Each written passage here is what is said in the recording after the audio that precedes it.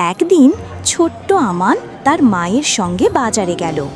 একটি খেলনার দোকানে সে খেলতে খেলতে ভুল করে একটাকে নিজের ব্যাগে রেখে দেয়, কিন্তু সেটা সে বুঝতেই পারে না।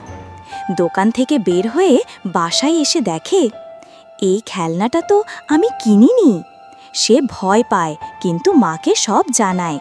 মা বললেন, ভুল হলে ঠিক করাটাই বড় কাজ। আল্লাহ আমাদের সৎ থাকতে বলেছেন। পরদিন তারা খেলনাটি ফেরত দিতে যায়।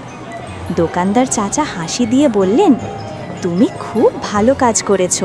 সততা সবসময় পুরস্কৃত হয়।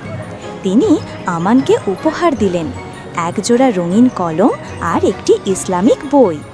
প্রিয় বাচ্চারা, ভুল করলে ভয় না পেয়ে ঠিক করে দাও। সততা জান্নাতের পথ। সৎ থেকো, সত্য বলো, আল্লাহ খুশি হবেন।